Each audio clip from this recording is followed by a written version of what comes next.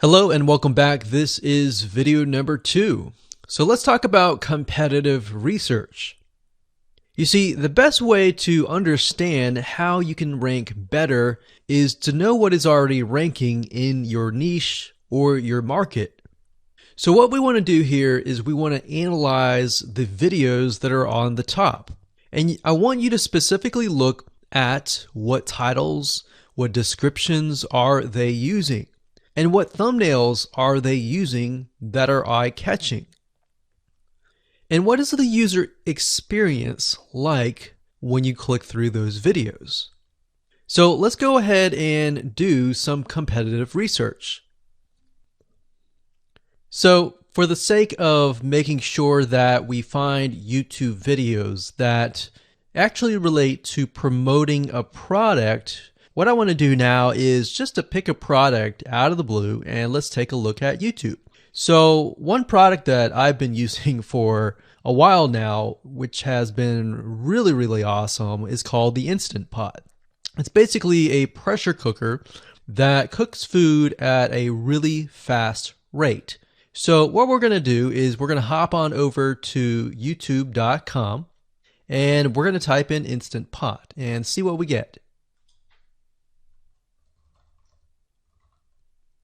So I'm not going to click enter just yet because I'm interested in getting an idea of what kind of potential keywords that we could rank on or what potential videos that we can create. And we'll talk more about this in the next video. But for now, let's just do some basic keyword brainstorming and then of course do some competitive research. So Instant Pot, we got Instant Pot recipes, we got Instant Pot ribs, Instant Pot roast. So let's just click here and see what we get. Now we can see how to use Instant Pot has 316,000 views right here. Instant Pot chicken, top 6 easiest things to cook in your Instant Pot. Perfect for beginners. All right. So let's just take a look at the top 3. So let's go ahead and open those up. And let's analyze them. So the first one is this one here. And let's pause the video. We'll skip the ad. All right.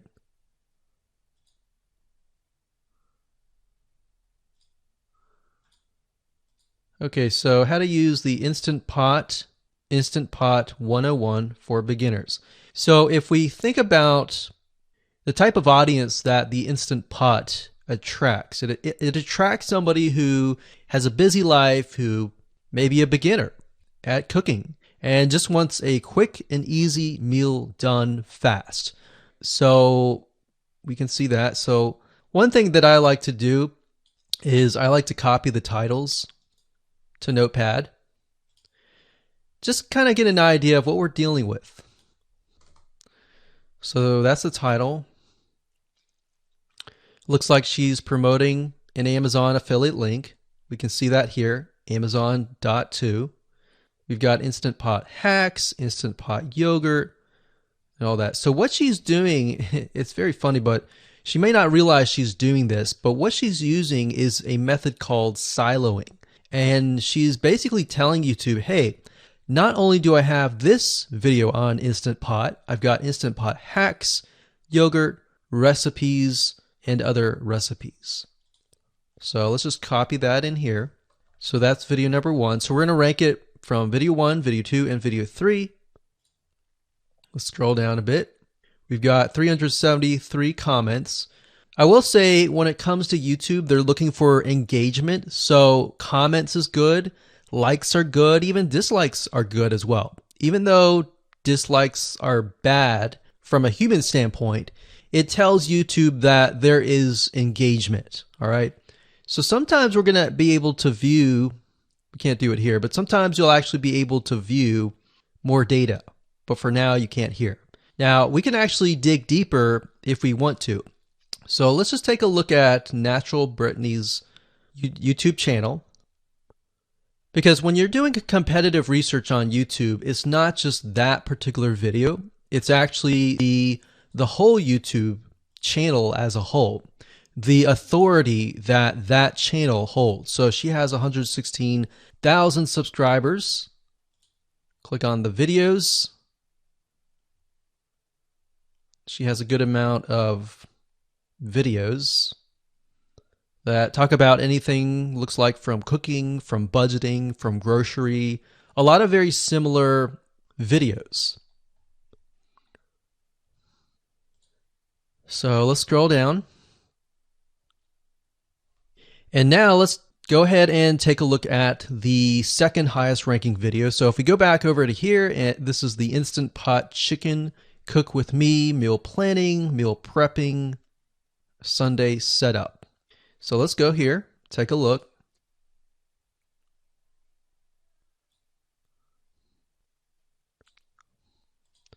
Okay, let's see here. So it's a 20-minute video, all right, and it has 658 likes, 5,000 views. If we take a look at this video here, this has 320,000 views and 7,000 likes.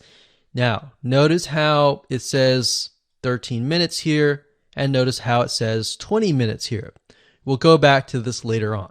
All right, so we'll talk more about why a certain amount of time of your video is important, why the timing is important. And why is it that this lady has only 5,000 views, whereas the other lady has 300,000, and this lady is ranked right below that lady? All right. So why is that important? And why does that correlate to the time? So we'll talk more about that later on. But for now, let's just do competitive research. We're not trying to figure things out right now and go from there. So if we take a look at the description, it says cook with me as I try a new recipe with Instant Pot. So the description contains the keyword Sunday setup. Looks like she's got some Amazon links. And if we think about Instant Pot, who could it be targeting? All right, so this lady calls out people who are trying to prep on Sunday. So if we can get an idea of who it's targeting mothers, it's targeting people who are busy, who maybe only have time on Sundays to set things up. And chicken is a common thing, so maybe she's getting a lot of clicks. We don't know exactly, but we know that the headline and the description work together and getting clicks. All right, back over here. This is the third one. So let's take a look at this one. So this one is 8 minutes, but it has a lot more views than those other two videos, but it's shorter. It's shorter, but it has longer amount of views and it's third. It's got 11,000 likes and 633 dislikes. If we scroll down, we can see that it has more comments than the first one.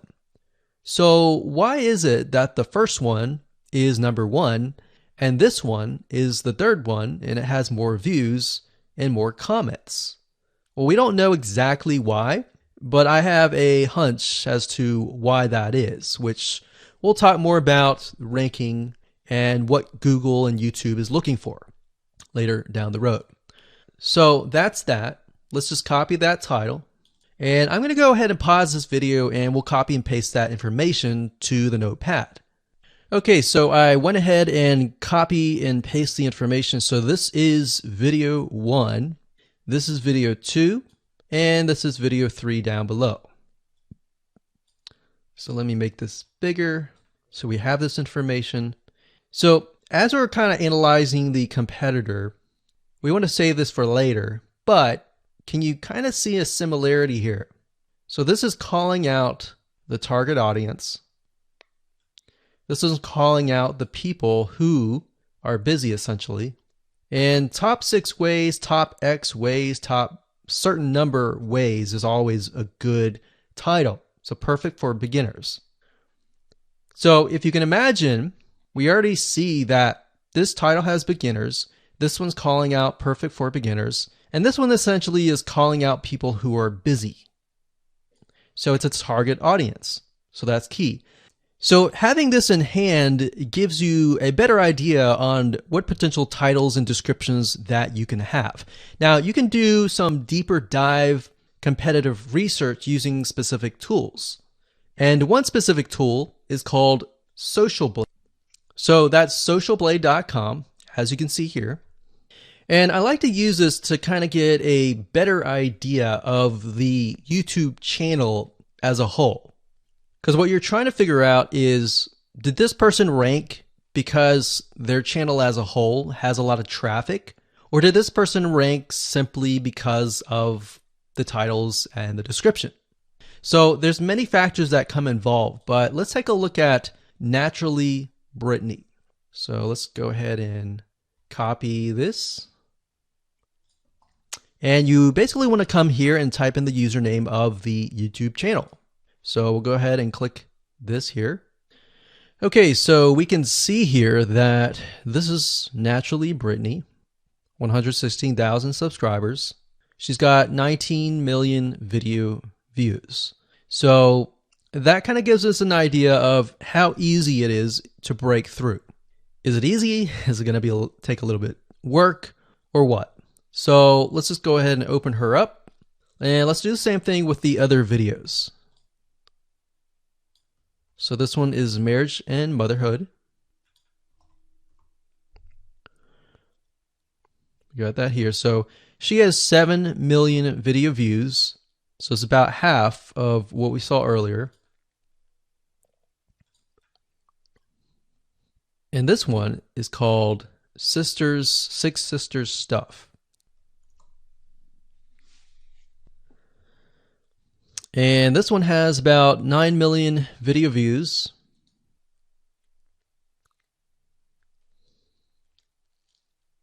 So right off the bat, we can see that if we were to rank on the keyword Instant Pot, it's going to take a lot to break through.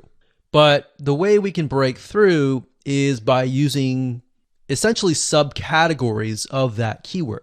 So Instant Pot recipes or Instant Pot chicken recipe, stuff like that.